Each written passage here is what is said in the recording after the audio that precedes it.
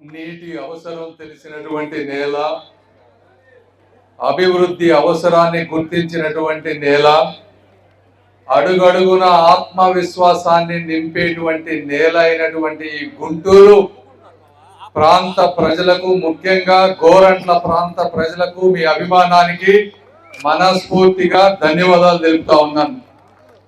అదేవిధంగా వేదికను అలంకరించినటువంటి పెద్దలు, మొన్ననే రాజ్యసభకి ఎన్నికైనటువంటి భాష్యం రామకృష్ణ గారికి అందరి తరపున శుభాకాంక్షలు తెలుపుతా ఉన్నాను. ఎంపీ లాడ్స్ ద్వారా మనకి సంవత్సరానికి 5 కోట్లు వస్తాయి. ఇప్పుడు ఆయన కూడా రాజ్యసభ ఎంపీ అయ్యారు కాబట్టి ఇంకొక 5 కోట్లు మనకి సంవత్సరానికి వస్తుంది. అదృష్టం ఏంటంటే రాజ్యసభ 6 సంవత్సరాలు. నేనైనా నెక్స్ట్ గ్యారంటీ లేదేమో కానీ నెక్స్ట్ ఎలక్షన్ అయిపోయాక గ్యారంటీగా ఉండే ఎంపీ మన రామకృష్ణ గారు 6 సంవత్సరాల్లో 30 కోట్ల రూపాయలు అదనంగా గుంటూరు చుట్టుపక్కల ప్రాంతానికి ఉపయోగపడేటువంటి అవకాశం ఉంది. ఏదేమైనప్పటికీ ఈరోజు కార్యక్రమం ఎందుకంటే ఒక్కసారి చాలా మందికి ఇది చాలా కొంచెం కాంప్లికేటెడ్ సబ్జెక్ట్. నేను 3-4 సార్లు తిరిగితే కానీ నాకు అర్థం కాలేదు. మీరందరూ శ్రద్ధగా వినాలి. వేదికమై ఉన్న వాళ్ళు కూడా అసలు ఏం జరుగుతుంది, వాటర్ పరిస్థితి ఏంటి, ఎందుకు మనకు సమస్యలు ఉన్నాయి, ఈ డబ్బులతో అసలు మనం ఏం చేయబోతున్నాం అనేది అందరూ తెలుసుకోవాలి. 2014 స్టేట్ డివిజన్ వచ్చిన తర్వాత ఈ ప్రాంత జనాభా 8 లక్షలు గుంటూరు చుట్టుపక్కల. ఆ రోజు నీటి రిక్వైర్మెంట్ 130 ఎంఎల్డి అంటే మిల్లీ లీటర్స్ పర్ డే ఉంటే 8 లక్షల జనాభాకి ఆ రోజు ఉన్నటువంటి వ్యవస్థ కేవలం 90 ఎంఎల్డి మాత్రమే సరఫరా చేసేది. ఆ 90 ఎంఎల్డి కూడా ఎక్కడి నుంచి వచ్చేది? కృష్ణానది నుంచి ఎప్పుడో పైపులేసి తక్కెళ్లపాడులో రిజర్వాయర్ పెట్టి అక్కడ శుద్ధి చేసి ఆ వాటర్ని గుంటూరు చుట్టుపక్కల ప్రాంతం అంతా కూడా పంపించేవాళ్ళు. ఈస్ట్లో ఉంది అది లోతట్టు ప్రాంతం. గోరంట్ల ఇటంతా కూడా వెస్ట్ ప్రాంతం, ఇది హైట్ లో ఉంది కాబట్టి అక్కడి నుంచి నీళ్లు ఇక్కడికి రావాలంటే కష్టమయ్యేది. ఒకటి, విపరీతమైన నీటి ఎద్దడి ఉంటే ఆ రోజు ఉన్నటువంటి కూటమి ప్రభుత్వం, గౌరవ ముఖ్యమంత్రి నారా చంద్రబాబు నాయుడు గారు 400 కోట్ల రూపాయలతో ఏం చేశారంటే కృష్ణానది నుంచి తక్కెళ్లపాడుకు వచ్చేటువంటి పాతబడి తుప్పుబట్టిన పైపులన్నిటినీ కూడా బాగు చేపించారు. అక్కడ ఉన్న 90 ఎంఎల్డీతో పాటు ఇంకొక 40 ఎంఎల్డీ వచ్చే విధంగా కొత్త రిజర్వాయర్ అన్ని కట్టి 130 ఎంఎల్డీ చేసి అక్కడి నుంచి పైపు విధానం ద్వారా ఈ తక్కెళ్లపాడు ఇక్కడి నుంచి గోరంట్ల ఈ చుట్టుపక్కల ప్రాంతంలో నీళ్లు ఇచ్చేవాళ్ళు. ఒకటి, ఎత్తులో ఉండటం వల్ల, గ్రావిటీ లేకపోవడం వల్ల ఈ ప్రాంతానికి కొద్దిగా నీళ్లు వచ్చేవి కాదు. రెండోది, ఈ గత 10 సంవత్సరాల్లో జనాభా 8 లక్షల నుంచి గుంటూరు ప్రాంతంలో 11 లక్షలకు వెళ్ళింది ఈ రోజున. కాబట్టి 130 ఎంఎల్డీ ఆ రోజు మన ప్రభుత్వం చేసిన తర్వాత ఈ రోజు ఉన్నటువంటి జనాభా అవసరానికి మనకి 170 ఎంఎల్డీలు కావాలి. అంటే ఒక 35 ఎంఎల్డీలు మనకి ఈరోజు సరిపోయేటువంటి పరిస్థితి లేదు. సో ముఖ్యంగా, అత్యంత ముఖ్యంగా మనం చేసుకోవాల్సింది ఆ 35 ఎంఎల్డీలు తీసుకొస్తే ఇప్పుడున్న జనాభాకి వాటర్ వస్తుంది. ఇవి కాకుండా చుట్టుపక్కల 10 నుంచి 20 విలీన గ్రామాలు ఉన్నాయి. ఆ గ్రామాలకు నీళ్లు ఇవ్వాల్సినటువంటి అవసరం ఉంది. వీటితో పాటు గుంటూరు పట్టణ ప్రాంతం వేగంగా అభివృద్ధి చెందుతా ఉంది. అంటే వచ్చే 20-30 సంవత్సరాల్లో ఈ రోజు ఉన్నటువంటి 11 లక్షల జనాభా లెక్కల ప్రకారం 20 లక్షలు అయ్యేటువంటి పరిస్థితి. అంటే ఈ 20 లక్షల మందికి కావాల్సినటువంటి నీరు, అంటే ఇప్పుడు డెఫిసిట్ లో ఉన్నటువంటి 35 ఎంఎల్డీ, ఇవి కాకుండా పెరిగే 9 లక్షల జనాభాకి ఇంకొక 100 ఎంఎల్డీ కావాలి. అంటే 130 ఎంఎల్డీలు మనం చెయ్యాలి. అంటే ఇది చేయటమే కాదు, ఒకటి నీటిని తీసుకోవటం, రెండోది ఆ వచ్చినటువంటి నీటిని తక్కెళ్లపాడులో వచ్చినా లేకపోతే ఇంకో చోట వచ్చినా డిస్ట్రిబ్యూషన్ సిస్టమ్, ప్రతి ఇంటికి పైపులు వేయాలి. ఈ పైపులు వేసే విధానం కూడా లేదు. ఆ విధంగా మనం ఆ రోజు 400 కోట్లతోటి కృష్ణానది నుంచి కొత్త పైపులు, ఆ 40 ఎంఎల్డీ ట్యాంకులు కట్టి కొంత పైపు మెకానిజం చేసి ఆ రోజు బాగు చేశారు. అయితే మన గవర్నమెంట్ 2019 ముందు వెళ్ళబోయే ముందు మరొక 160 కోట్ల రూపాయలతో చుట్టుపక్కల ఉన్నటువంటి డిస్ట్రిబ్యూషన్ సిస్టానికి, గోరంట్ల ట్యాంకు, వీటన్నిటికీ డబ్బులు ఇచ్చారు ఆ రోజున. అయితే గవర్నమెంట్ మారింది. ఆ 160 కోట్లలో దాదాపు ఒక 5 కోట్ల రూపాయల వరకు కూడా గత 5 సంవత్సరాల్లో జరిగినటువంటి పరిస్థితి లేదు. ఇది వాస్తవం. ఇది కావాలంటే జగన్మోహన్ రెడ్డి గారి ప్రభుత్వంలో వాళ్ళు ఎవరైనా వచ్చి డిబేట్ పెట్టొచ్చు. మళ్ళీ ఇప్పుడు మనం వచ్చిన తర్వాత వచ్చే ముందు ఈ ప్రాంతంలో తిరిగినప్పుడు అనేక సమస్యలు గుర్తించాం.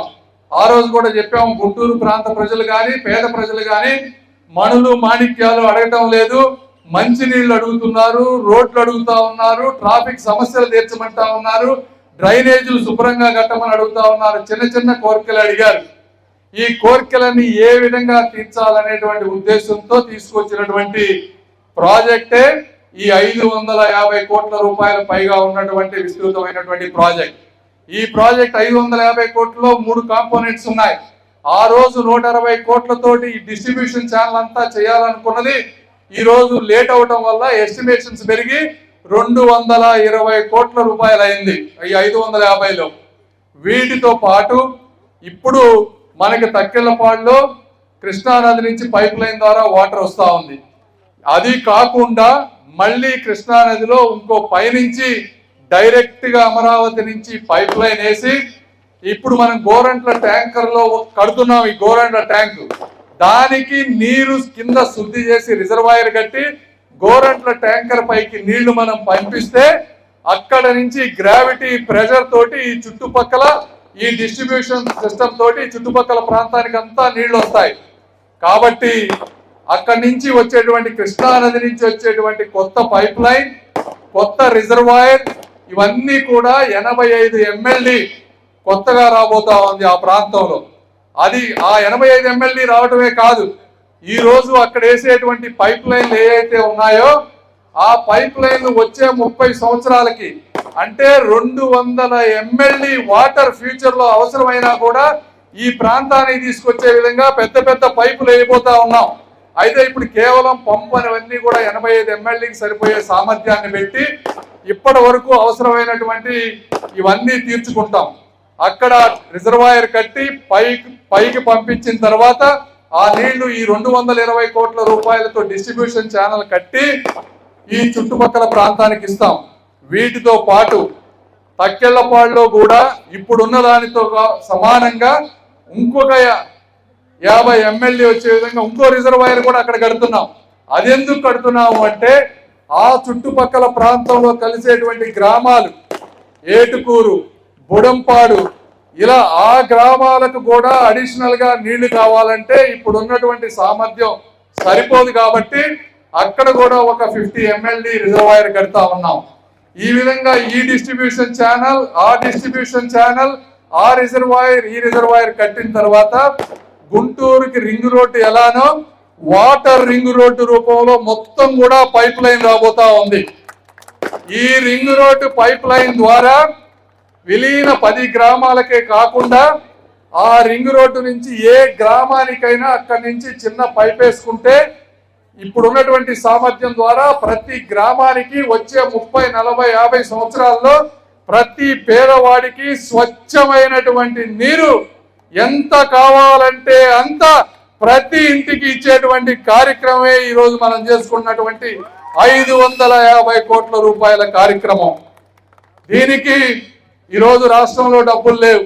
అయినప్పటికీ కూడా గౌరవ ముఖ్యమంత్రి నారా చంద్రబాబు నాయుడు గారు బ్యాంకులతో మాట్లాడి వాళ్ళు 85% బ్యాంకులు ఇస్తా ఉన్నాయి. ఈ రోజున 15% స్టేట్ గవర్నమెంట్ డబ్బులు ఖర్చు పెడతా ఉంది. ఈ విధంగా టెండర్లు ఇవన్నీ చేయాలంటే మీరు అనుకున్నంత సింపుల్ కాదు. అక్కడి నుంచి మాకు ఈ ప్రాజెక్టుని కంప్లీట్ చేయడానికి 1 year ముందు గౌరవ ముఖ్యమంత్రి గారు ఓకే చేసి ఇచ్చినా కూడా ఈ 1 yearలో అక్కడ ఇరిగేషన్ వాళ్ళు కృష్ణానదిలో నీళ్లు ఎత్తిపోయడానికి పర్మిషన్ ఇచ్చారు. సిఆర్డిఏ వాళ్ళు అమరావతిలో వాళ్ళ స్థలాల్లో పైప్ లైన్లు వేయించుకోవాలంటే పర్మిషన్ కావాలంటే వాళ్ళు ఇచ్చారు. తర్వాత ఈ పైప్ లైన్లన్నీ 2 రైల్వే పట్టాలను దాటుకొని 23 కిలోమీటర్ల నేషనల్ హైవే పక్క నుంచి వెళ్తా ఉన్నాయి. రైల్వే వాళ్ళ పర్మిషన్లు తీసుకున్నాం. 23 కిలోమీటర్ల నేషనల్ హైవే వాళ్ళ పర్మిషన్లు తీసుకున్నాం. ఇవన్నీ తీసుకొని ఈ రోజు శంకుస్థాపన చేశాం. ఇవన్నీ చేస్తే ఈ రోజు ఈ కార్యక్రమం జరిగింది. అంత ఈజీగా ఈ కార్యక్రమం జరగవు. ఇవన్నీ చేయలేకే గత 5 సంవత్సరాల్లో చేసేవాడు లేక, పట్టించుకునే వాళ్ళు లేక, ఆ రోజు వేసినటువంటి ముఖ్యమంత్రి గారి సంకల్పం ఏదైతే ఉందో అది ఒక్క అడుగు కూడా ముందుకు వెళ్లకుండా 5 సంవత్సరాల కాలయాపన జరిగింది. మీ అందరికీ ఈ వేదిక సాక్షిగా ఈరోజు చెప్తా ఉన్నాం, 1.5 సంవత్సరంలో ప్రతి పైపు, రిజర్వాయర్లు ఇవన్నీ కట్టి వచ్చే ఎలక్షన్కి వెళ్ళబోయే ముందు ప్రతి ఇంటిలో మీకు కావాల్సినంత నీళ్లు ఇచ్చే బాధ్యత ఈ కూటమి ప్రభుత్వం, ఈ వేదిక పైన కూర్చున్నటువంటి నాయకులు తీసుకుంటారని మీ అందరికీ నేను తెలియజేసుకుంటూ, ఇది వస్తే మన హైట్ లో, ఎందుకంటే కృష్ణానది నుంచి డైరెక్ట్ గా ఇక్కడికి వస్తే వాటర్ ఇక్కడ నుంచి హైట్ లో ఉన్నటువంటి వెస్ట్, లోలో ఉన్నటువంటి ఈస్ట్ కి, చుట్టుపక్కల గ్రామాలకి అన్నిటికీ కూడా ఇంకెప్పుడు ఈ స్టేజ్ మీద ఉన్న వాళ్ళు నాయకులుగా ఉన్నా లేకపోయినా నీళ్లలో నీళ్లు మాత్రం గ్యారంటీగా వస్తాయని చెప్పి తెలియజేసుకుంటా ఉన్నా. ఏదేమైనప్పటికీ ఈ కార్యక్రమానికి ఎంతో మంది సహకరించారు. ముఖ్యంగా జిఎంసి కమిషనర్ గారు, పబ్లిక్ హెల్త్ ఇంజనీరింగ్ డిపార్ట్మెంట్ వాళ్ళు, సిఆర్డిఏ ఆఫీసర్స్, ఇరిగేషన్ డిపార్ట్మెంట్ వాళ్ళు, అదేవిధంగా ఈ కాంట్రాక్టర్ మెగా ఇంజనీరింగ్ సంబంధించినటువంటి వాళ్ళు, మా ఆఫీస్ వాళ్ళు, రామాంజనేయులు గారు, ఎంతో మంది కలయికతో ఇటువంటి మంచి కార్యక్రమం జరుగుతూ ఉంది. కాబట్టి ఇదే కాదు, అనేక కార్యక్రమాలు ఈ రోజు మీకు గుంటూరులో జరుగుతూ ఉన్నాయి. బ్రిడ్జిలు జరుగుతూ ఉన్నాయి. ఎక్కడైనా పడితే అక్కడ రోడ్లన్నీ వేసుకుంటూ వస్తూ ఉన్నాం. డ్రైనేజీలు పెడతా ఉన్నాం. వీధి దీపాలు పెడతా ఉన్నాం. అన్ని విధాలుగా ఏది కావాలంటే అది, ప్రభుత్వంలో డబ్బులు లేకపోయినా ఈరోజు మళ్ళీ గ్రీన్ గుంటూరు అని చెప్పి చెట్లు నాటబోతా ఉన్నాం. కొన్ని మోడల్ రోడ్స్ తీసుకొని రోడ్లు కూడా అందంగా తయారు చేయబోతా ఉన్నాం. జంక్షన్స్ అన్ని అందంగా తయారు చేయబోతా ఉన్నాం.